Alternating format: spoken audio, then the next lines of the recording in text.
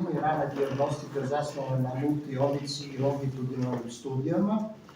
Veštačka inteligencija u nezi starih lica, komparativna analiza zdravstvenih sistema i digitalnih inovacija u domovima i kućnoj nezi i fuzija multiomičkih podataka za preciznu medicinu i terapiju.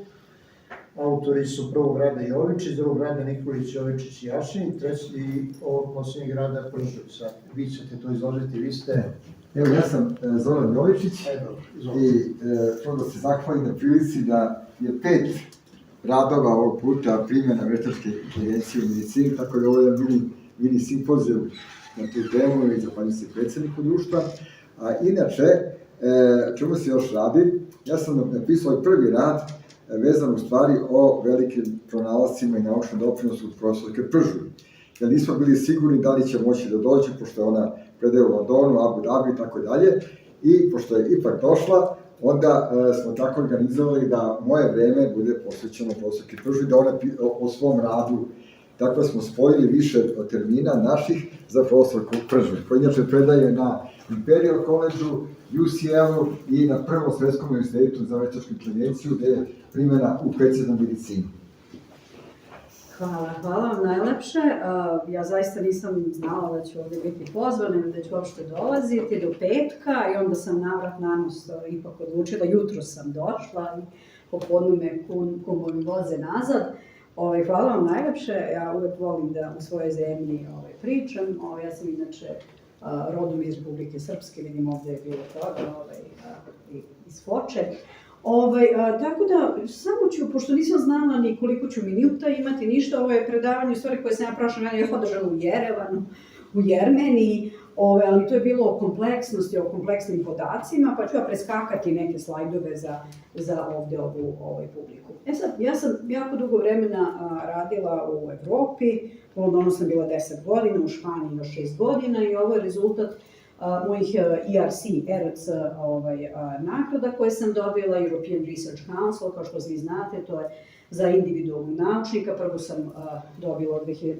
do 2017. To je 1,6 miliona evra za jednog profesora na 5 godina, drugu sam na UCL-u počela i završila u Španiji 2 miliona evra od 18. do 25. A imala sam i jednu takođe od njih da u stvari te svoje rezultate pretočim u privredu i trenutno imamo jedan startup, imala smo u Barceloni, a sada smo to preneli u Emirate. U Emirate sam prešla pre 1,5 godine.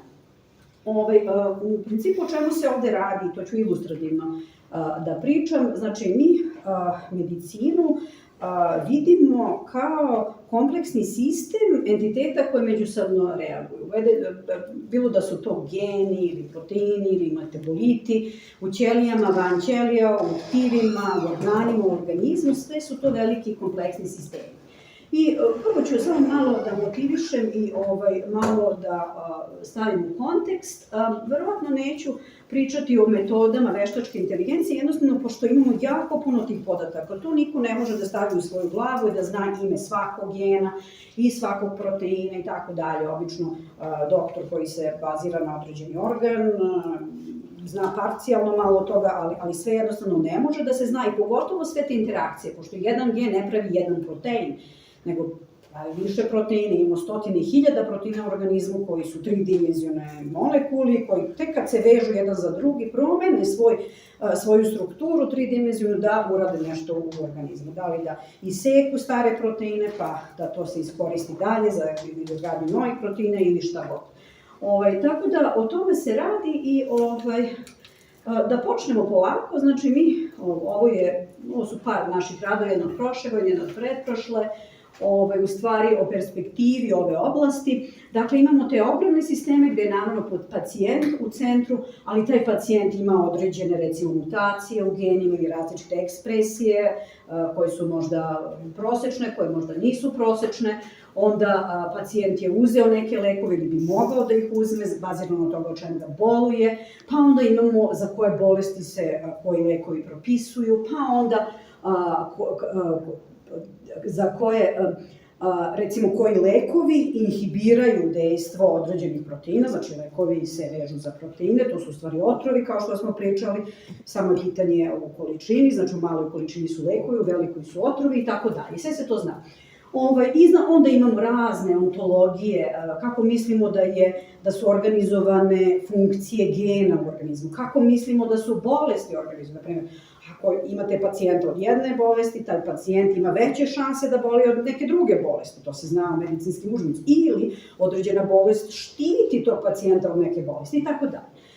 Puno podataka i sad mi treba to da razumemo, naravno i moramo da koristimo matematiku, moramo da koristimo izračunavanje, veštačku inteligenciju, nema jednostavno druge nego to. I sad to su jako kompleksni sistemi da bi mogli da ih uopšte obrađujemo u kompjuteru, mi moramo da ih apstrahujemo. I sad mi predstavljamo to velikim mrežama, na primjer gen može da bude čvor u toj mreži, a geni su povezani ovim granama, ovim linijicama između, recimo, ako su eksprimirani zajedno pod određenim uslovima, određenim organom. To su takozvane mreže koekspresija gena. Pa onda proteini mogu da budu čvorovi i ako mogu da se vežu pod određenim uslovima, mi stavimo grane između. Pa onda postoje takozvane epistatičke genetske interakcije gde rade mutaciju jednog gena, vide šta se dešava u ćeliji, recimo ništa specijalno, mutaciju drugog gena, ništa, međutim kad mutirate oba, nešto se strašno desi u ćeliji. Ćelija recimo umre, to je takozvana sintetička letalnost. I baš jedan od mojih kolaboratora u Torontu, ja sam u Torontu i doktorirala, on je upravo pretprošle nedelje objavio veliku studiju svih tih, oni su mutirali u samo, mislim, u HeLa cell line, u ćelijskoj liniji, znači sve moguće kombinacije i sad imamo veliku mapu kako to izgleda. I tako dalje, znači lekovi mogu da budu čvorovi, pa onda ako su hemijski slični, stavimo granu i tako dalje. I svaki od ovih mreža, jednostavno matematički je dokazivo da ne mogu medicinski problemi da se odgovore iz njih. Čak i ako imate sve kompjutere sveta, celu večnost univerzuma, to jednostavno matematički možete da dokažete da su nerešivi. I šta radimo? Mi samo približno to rešavamo. I cijela veštačka inteligencija, sve je samo o približnom rešavanju medicinskih podataka. To je jednostavno najbolje što možemo da uradimo. I naravno, ne samo svaka od ovih mreža, moramo svaka od ovih podataka, mi smo videli ogromnu eksploziju ovih podataka pre 25 godina, otprilike sa genomom ljudskim i tako dalje, ali to je samo kao drugi par naočara koje stavljamo da gledamo u istu stvar, ljudsku ćeliju, ljudsko zdravlje. I onda nije dovoljno šta jedan od tih skupova podataka kaže, nego šta svi zajedno kaže. A to su još teži problemi. I naravno, kako da to radimo za individualnog pacijenta, da generički ne lečimo ljude, nego specifično bazirano na određenim genetskim karakteristikama te osobe, na polimorfizmima, možda somatskim mutacijama, životnom stilu i tako dalje. Imamo, znači, podgrupe pacijenata koje drugačije treba da lečimo. I sad ovo su teorijske stvari. Samo da spomenem, ovo je možda interesantan slajd, ja sam pre dosta vremena, 20 i kusur godina, uvela takozvane graflete, to su kao male tek podmreže, podgrafovi, i to je kao alfabet koji možemo da razložimo ove mreže i kao Lego da vidimo na kraju, zavisno od toga kako se oni organizuju u ovim mrežama, da li nam funkcionalno šta radi, da li imamo, ne znam, ovu tihu ili imamo helikopter ili šta se tu dešava. I onda ima puno matematike tu, orbite automorfizama, nebitno, to nije za ovu publiku, kao što se rekla, ovo iz Jerevana, ali za ovo sam dobila jako velika priznanja, jer u stvari taj alfabet, da kažem, ta slova se koriste sada kao ulaz u mnoge algoritme veštačke inteligencije. U tome je stvar. I recimo jedan od tih mojih radova koje sam ja objavila sama kao jedini autor, i to je objavljeno na našoj najčuvenijoj bioinformatičkoj konferenciji u Eilatu, u Izraelu, samo 18% radova je prihvaćeno, je citiran preko 1200 puta, na primjer. I ovo su isto matematičke stvari, ovo se radi, mnogo, puno je citirano i tako dalje. Ja sam dobila razne nagrade, na primjer, evo, pre mesec dana sam postala potpredsjednika Internacionalne akademije za veštačku inteligenciju koja ima 250.000 članova, imamo 2.500 akademika, 2 Nobelovca, puno dobitnika Turingove nagrade i tako dalje. I mnoge druge akademije, akademiji sa mnogih drugih. Ovo su opet teorijske stvari gde smo mi, kao što je profesor pričao, ove tehnologije, takozvane language technology, tehnologije jezika, znači koje sad svi koriste, ChatGPT i tako dalje, koje ih haluciniraju i tako dalje, da li je to uopšte primenjivo na medicinske podatke? Mi nećemo nešto što će da nam ishalucinira nešto o pacijentu da primenjujemo, da taman posla. I onda smo se bavili dosta time, ali mislim da nije to za ovaj skup, to su ipak tehničke stvari. A recimo, samo da spomenem da te metodologije koje mi razvijamo nisu te metodologije tehnologija jezika koje sad svi preuveličavaju i tako dalje. Zato što u medicini jednostavno to nije dopustivo da se tako, kako da kažem, netačne tehnologije primenjuju, jer kao što smo rekli, iz teorije o izračunavanju zna se da nisu rešeni ti problemi. I ono što možete u jeziku da tolerišete, ne možete da tolerišete u biološkim i medicinskim sistemima. I zato su naše metodologije explainable, kako se kaže, znači objašnjive su. Znači, na primjer, na čemu je to bazirano? Razni tipovi podataka. Inženjeri će to znati. Ovo su pacijenti, to je tip podataka pacijent. Onda gen je drugi tip podataka.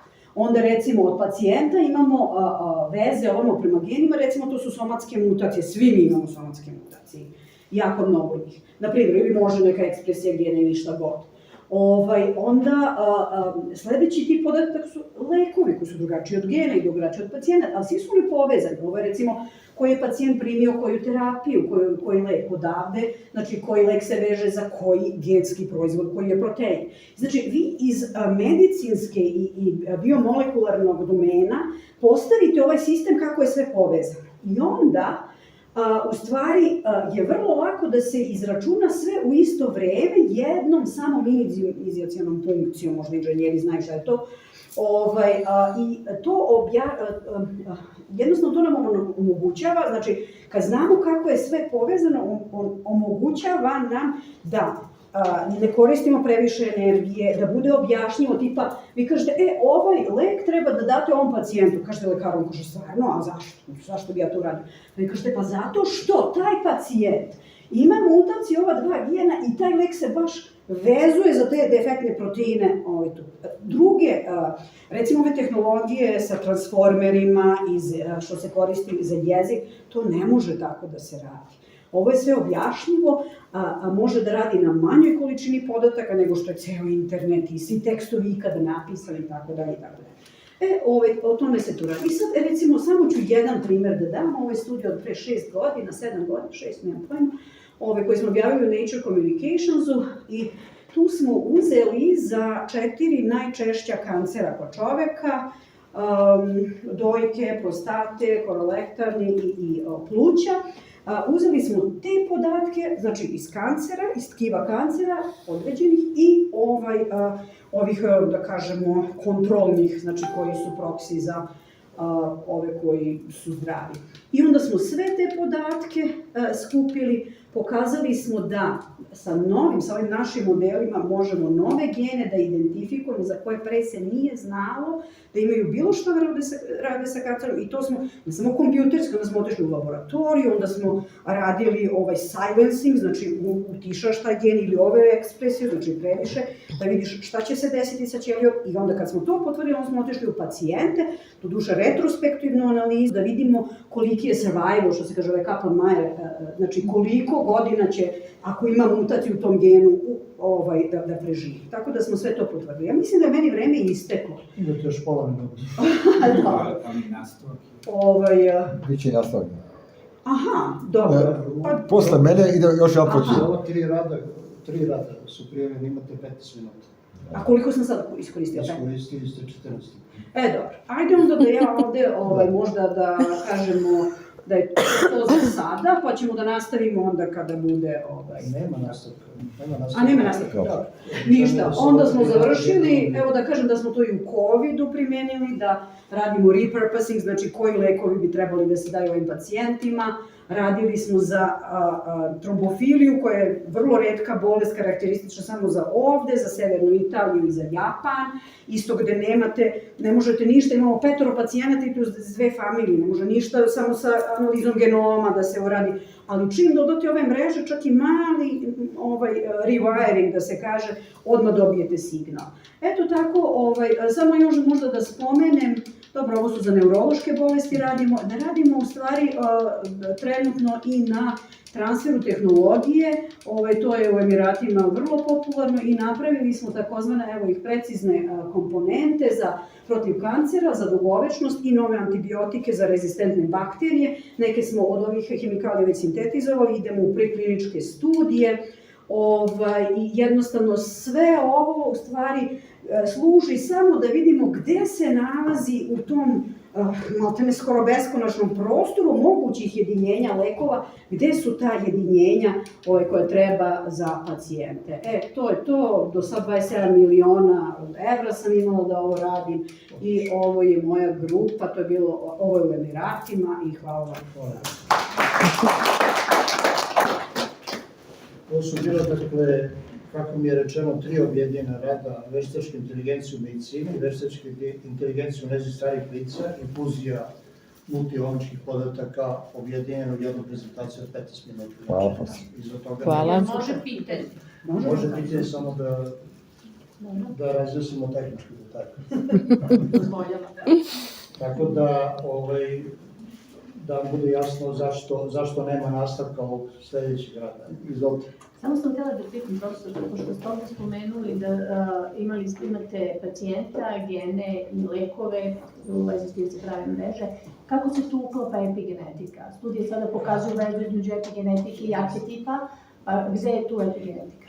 Jednostavno nisam stavila na slajdove. To je još jedan tip podataka, znači te modifikacije, metilacije, i on se koristi. Ne samo to, nego metagenom, bilo da je iz usta, bilo da je iz stomaka i tako dalje, i to. Puno toga se radi što nisam imala vremena da spomenem. Ili, na primjer, ovo za neurološki, za Parkinsonovu bolest. Znači, uzeli se od pacijenta iz mozga sa određenom mutacijom, zdravo, bez mutacije, onda od neurona napravimo matične ćelije, onda ide ponovo diferencijacija u neurone i merimo ekspresiju gena na single cell, znači jedna ćelija 0. dana, 7. dana, 15. dana, 21. dana. Određenih. Tako je. A da li ste koristili homeopatske lekove? Postoji studija koja je pokazala uticaj arnike na ekspresiju nekih gena. To je jako dobro pitanje, to ima baza podataka, to apsolutno sve može da se ubaci u ove sisteme, ali jednostavno nismo spremni. Hvala vama. Evo, što se... Pitanje, da, može. Za prosjeku pržu, ono što se zahvalimo na dočeku koji smo imali na svetskoj konferenciji veštačke inteligencije, gde je domaćin bio baš upravo prvi svetski univerzitet za veštačku inteligenciju Mohamed bin Zayed. I drugo, tu smo videli još jednu zanimljivu stvar, ako možete nam to kažete, znači taj univerzitet šta radi, oni rade longitudinalne studije, znači studije desetinama godina skeniraju celu populaciju, dakle, pošto nemaju, znači imaju takav sistem, i šta je sad poenta sa drugog nas inženjera veštačke inteligencije, dakle, vrlo su dragoceni podaci koje tim profesor Pržur dobija, a onda sada mi te podatke, kad znamo 20 godina ishode, znači nekom je snimano sve u 40. ali se pojavila kancer pankreasa, onda kad povratno mi to ubacimo u sistem našom mašinerijom, onda možemo da dođemo do predikcija. To je sad taj jedan, da kažemo, simbiozi. Sad pitanje je upravo šta tu Abu Dhabi je pionir u suštini i gde je saradnja Srbije kao jedne malobrojne zemlje sa Emiratima, da pokažemo da i malobrojne zemlje mogu da daju rezultate kao što mi u košarci, a tako Svetska liga, tako smo mali ljudi znaju u veštačkoj inteligenciji, ovim naukama, tu je profesor Kalida. Ako mogu da odgovorim, da, o tome nisam pričala Znači, univerzitet ima, u podrumu našeg univerziteta imamo gomile sekvencera. Sekvencirali smo celu domicilnu populaciju, znači sve Arape, Emiraćane, plus smo 100.000 stranaca sekvencirali. Ne samo da imamo kompletne genetske sekvence, imamo i epigenetiku, imamo razne environmental, znači, ne znam kako se to kaže na srpskom, ne samo to, nego su umreženi ti podaci sa Electronic Health Records. Imamo pristup tome, karakteristična je ta njihova populacija, njih nema mnogo, 1.200.000. Karakteristična je populacija zato što se oni međusobno, kako da kažem, unutar porodice venčavaju, imaju više žene i tako dalje. Retke bolesti koje su za nas retke, tamo su česte bolesti. I onda to dosta proučavamo i metaboličke bolesti tipa dijabetisa i ostalih.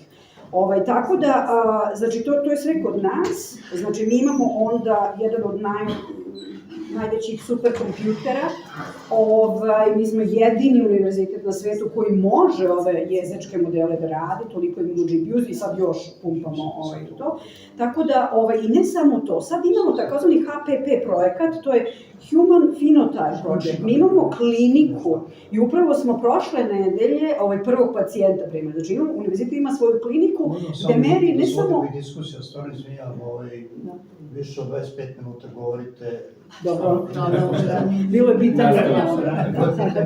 Kažem jednu stvar, vi ste došli na kongres, 21. kongres Srpskog lekarskog društva, trebalo je bar prezentaciju da pripremite prema onome što ste odizvali. Meni je u petak rečeno da ima prezentaciju. Petka do danas od 3 dana mogli su. Ja sam jako zauzeta, ja sam u Jerevanu. Evo, ja sam tu malo kriv, ali smo obezbedili svetsku ligu da ispoštuje i uveliča kongres. Dozvolite da završim. Znači, poštovanje organizatora kongresa i samog kongresa, vidite po svetskim kongresima i znate kako to izgleda. Podrazumeva da se prezentacija... Znam kako to izgleda, ali ovako nešto nikad nisam doživela, a ja sam 21 godinu profesor. Vaš rad je prijavljen najmanje pre mesec dana. Ali nisam znala da li je prihvaćen, po Bogu.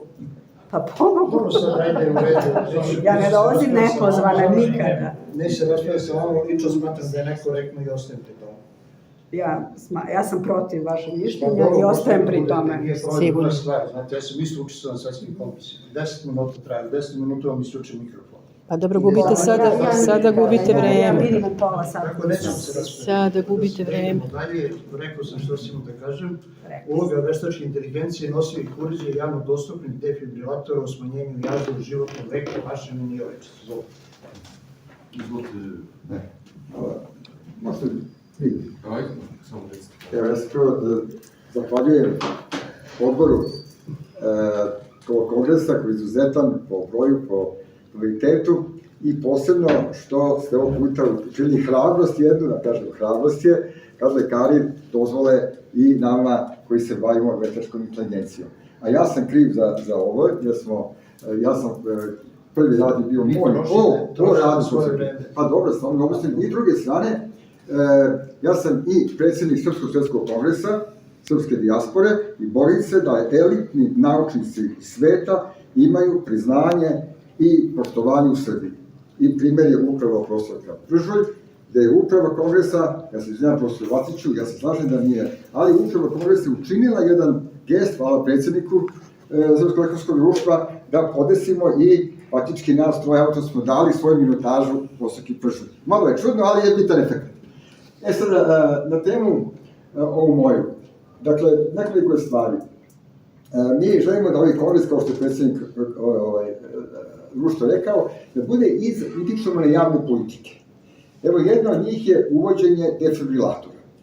Dakle, sad nas čeka Expo 27, jednostavno mi moramo dočekati Expo 27 sa mrežom defibrilatora. Neće doći da te ljudi koji su ozbiljni pitaju je li ima.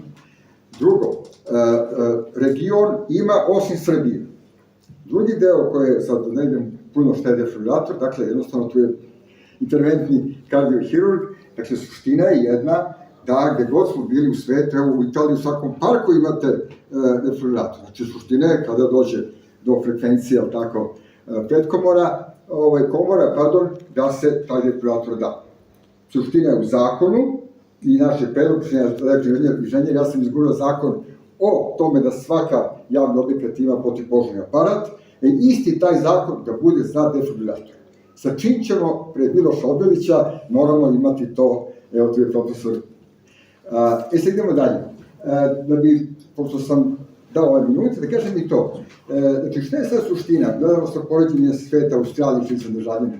Znači, vi imate u Australiji da u 10, recimo, znači samo 10 oblasti, imate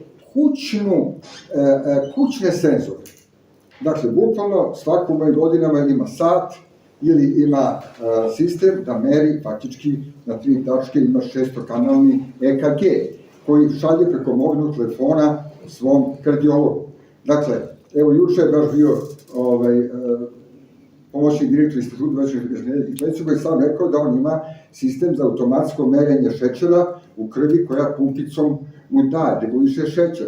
U Australiji žene imaju samo traku jednu koja snima otkucaj bebe i šalje.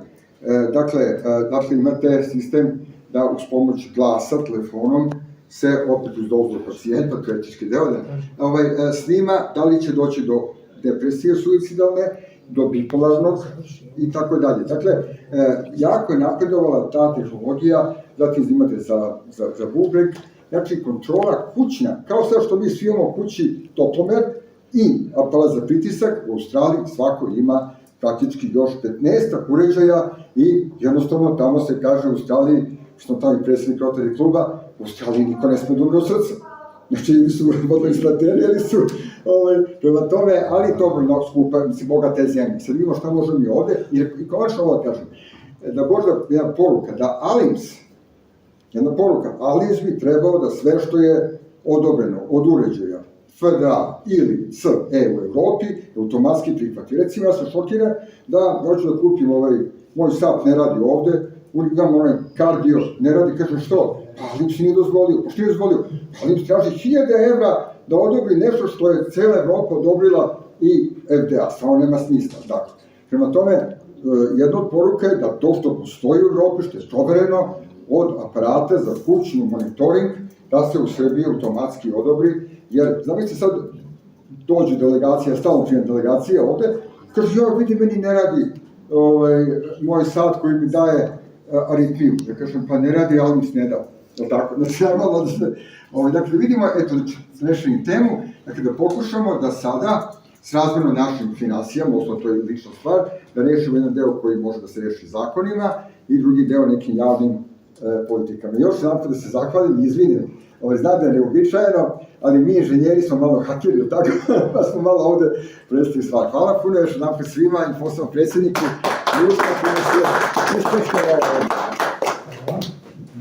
Nismo čuli mnogo o sadržaju rada, ali nije bitno. Sljedeći je potencijal primenjene veštačke, prvo diskusija, izvinjam se. Da prodiskutujemo ovo što smo imali prikad čuli. Izvolite. A evo, ova tema je provokativna, pogotovo za interventne kardiologi kao što sam ja. Pazite, imanje defibrilatora, to je pravo svakog čoveka da u trenutku kad se javi maligni poremećaj ritma, a namena defibrilatora za maligni poremećaj, svako može se desi, pogotovo u stresogenim situacijama, pogotovo u spa centrima, kad ulazite, izlazite iz njega, kad ulazite u vodu, izlazite u vodu, da treba da bude defibrilator. Na svakom javnom mestu u Dubaju, ja idem svakog decembra na arapski miting tamo u Dubaju i ja to idem s porodicom i tu vidim svuda. Vidite po Americi svuda, na svakom uglu, u sportskim centrama, halama, sad kad sam bio u New Yorku, u Brooklyn, Barclay centru, svuda je na svaki 50 metara defibrilator. Defibrilator je standard. Kao što je standard aparat za požar.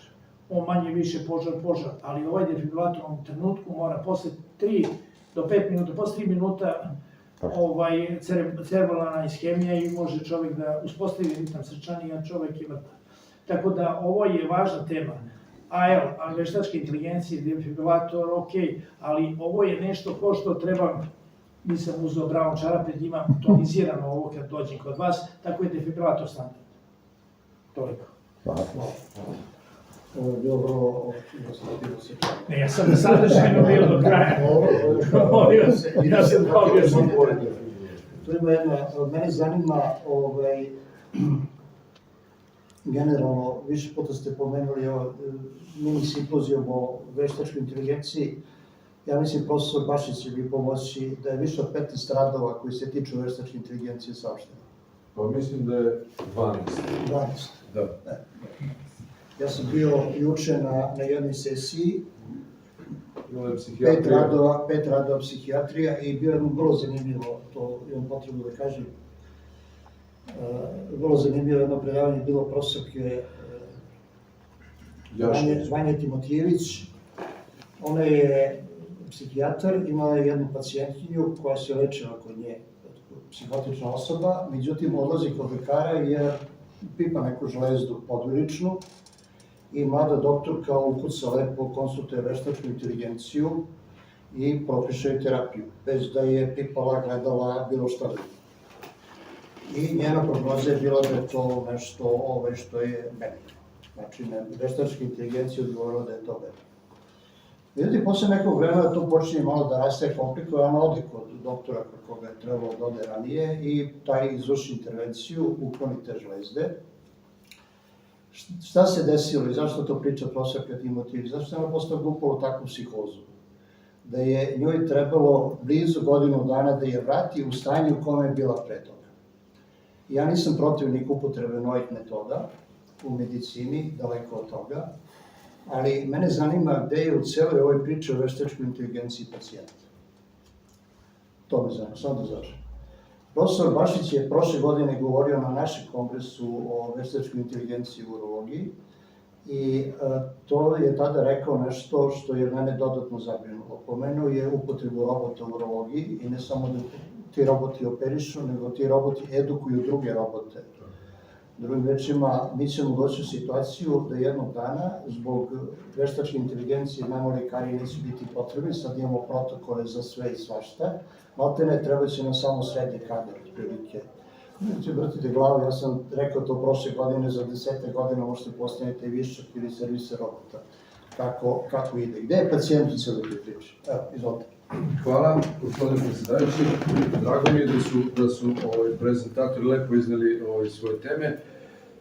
Samo ću kratko dve ovako napomene. Prvo napomene da još uvijek u svetu integracija ideje o robotima i njihova, da kažem, upotreba kroz dnevne aktivnosti preko Google i drugih platformi nije ušla u zakonske okvire koji bi recimo na sudu rešavali problem ako je pacijent dobio pogrešnu odluku, pogrešnu terapiju, zato što je veštačka inteligencija koja nije u sistemu, znači sudsko-medicinske dokumentacije i izvora saznanja.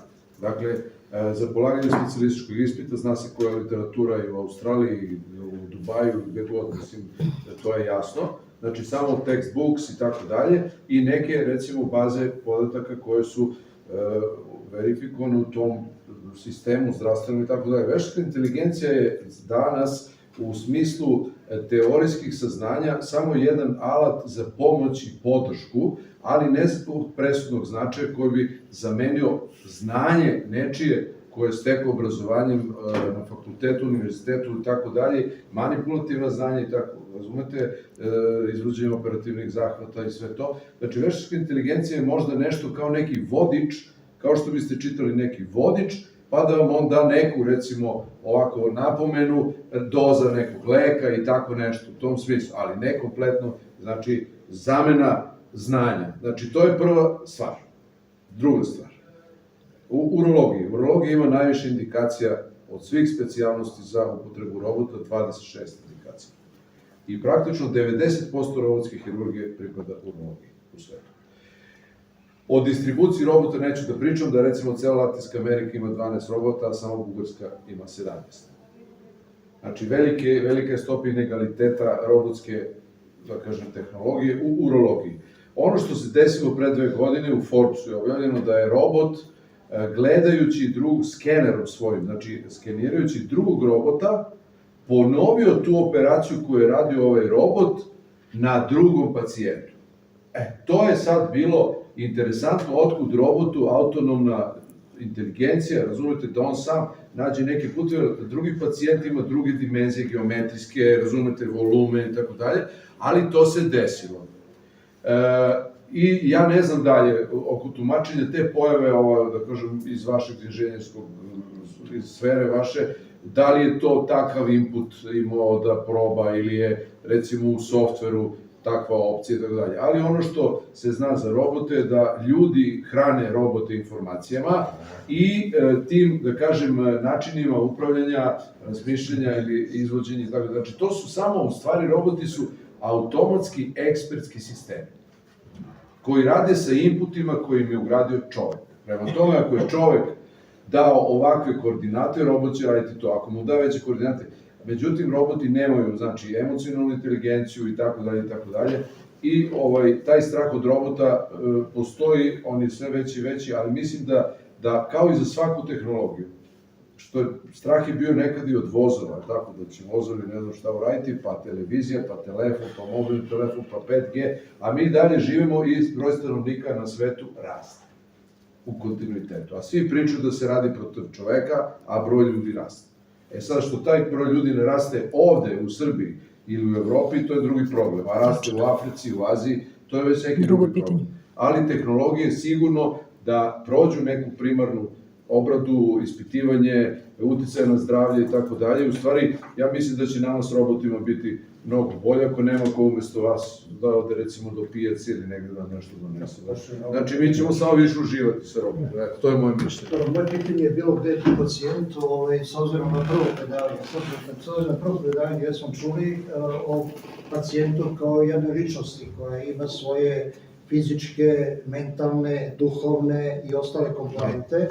I to je ono staro pravilo u medicini koje postoji, koje smo mi nažalost zaboravili, mi sada lečimo mali prst leve noge, a ne lečimo više čoveka. Gde je tu onda pacijent u toj strogo parcijalizovanoj medicini? Evo kod profesora recimo Nedeljkovića, ja ne znam procenat, ali značajan procenat njegovih bolesnika je oboleo od srčanih bolesti, ne somatski, nego iz nekih psihogenih razloga, to se sigurno. Kako to deluje? To mene zanima ta priča, u stvari, gde je pacijent u celoj toj priči kad idemo u nove tehnologije i sve ostalo? Negde je lekar, gde je pacijent? Moj posao je manipulativan, uključen strogo s mozgom. Znači, robot može da se primeni u ablaciji, može kod tebe da se primeni, ovde je infarktni efekt. Gde ti uđeš, procena moja, ja i one brojeve što imam, kompjuter izbaci krive brojeve, sve koliko je suženje, koliko je protok, brzina, prelomovija, način odmah izbaci, ja moram da vidim, ja 42 godine to radim, otvorio sam Užicu ko dobije infarkt, sad ovde ide Užicu u salu, nije tako spremna, ne znam da li vikendom radi ko ostale sale, to je stvar administracije koja je to glupo uredila. Mora onaj koji radi u datom trenutku, istog trenutka da reaguje. Robot može to da on se uvezuju brojke u sliku, ali nema moje iskustvo. Ovde ima jedan kardiolog koji je došao iskusan koji kaže idemo dalje. U interventnoj kardiologiji, pričam za nju, mora da se stane da se ne naškodi pacijentu, to je broj 1. Svaki put moraš da uradiš, a da se saustaviš, da to bude kako treba. Koji je ovde? Ja se izvinjavam svima i vama isto. Generalni sekretar je ekstremno pametan, ali je precizan. Vi ste gost, gost je kako pravo. Ja se izvinjam kao predsednik. Hvala vam. Slušajte dalje što ću pričati. Ja sutra idem rano ujutro, ovdje imam ekstremno veliki napor. Letim u Parizu predavanje veliko od 15 minuta, interventni evropski kongres. 35. Čovek koji radi posao u trenutku gde su sekunde u pitanju. Robot ne može, on može da uradi, ali će otići u pogrešan pravac. Ja pitam veštačku inteligenciju, ko je presed, šta je Milan Nedeljković uradio, ko je otvorio 34. čaptera Američkog koledža kardiologije Srbije Republike Srpske, on izlistava 3 nebitne imena. Mislim, bitna za srpsku kardiologiju, ali nebitno u toj priči. A svuda je to napisano. Ja sam se sa rotarijancima i masonerima tamo 13. reda borio da priznaju tu priču vezanu za i Srpsku republiku nepriznatu od Amerikanaca, koji treba je priznaju, a Evropa neće. On mora da ima napojenu priču za to. Ne može da se primeni robot u trenutku kad moraš u svakoj sekundi da uradiš tu intervenciju. Ja se bojim ako damo robotu to, da ćemo da izvijem ovaj skup zato što je to odvojena priča od naših sveta. A o ovom priči te moraš svakog trenutka da uradiš. Defibrilator. Pa meni kad otvorim arteriju, on zafibrilira, zato što je veliki udar krvi i on zafibrilira, dođe do elektropotencijala, skrati se intervali QT i napravi mi problem. Ja znam da moram da ga defibrilam, ako nema kolaterale pre toga. Kako će, on može to da uradi, ali ne može da predvidi tog trenutka šta da uradi. A ja znam to. I zato izbacim svaku sestru koja mi dođe pa priča šta je gledala sa mužem te noći u filmu, a ja imam 3 mlada čoveka koji treba da radi, ili trudnicu neku. Izvinjam se. Hvala lepo, sve svega hvala profesor Đuri, profesor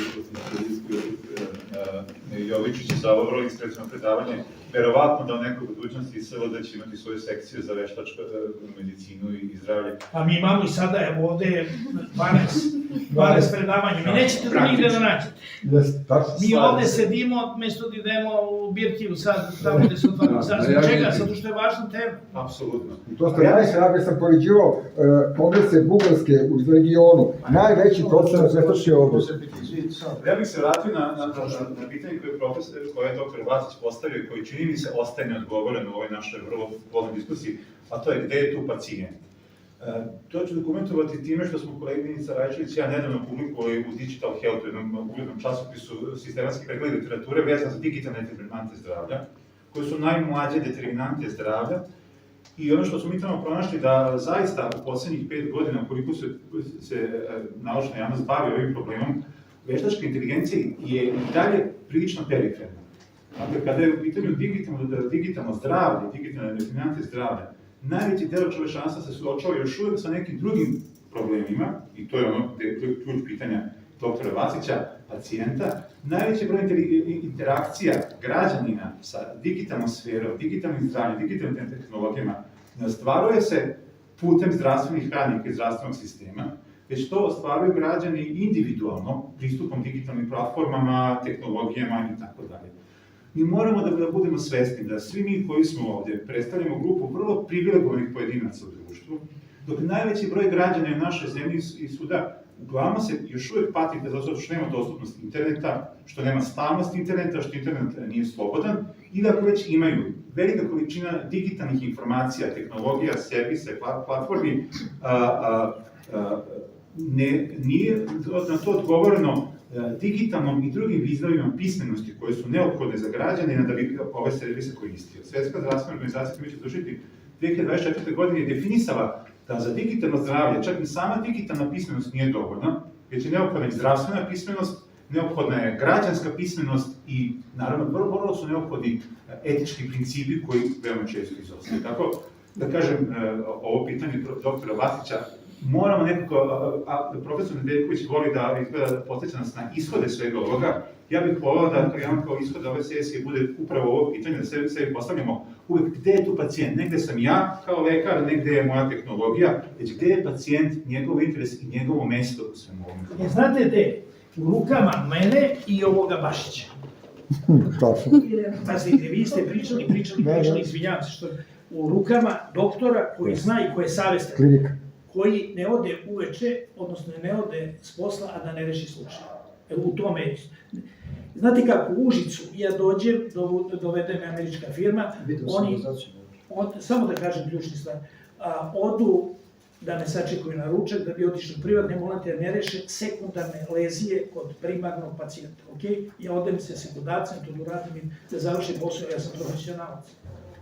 Ja nikad ne odem dok ne završim komplet priču.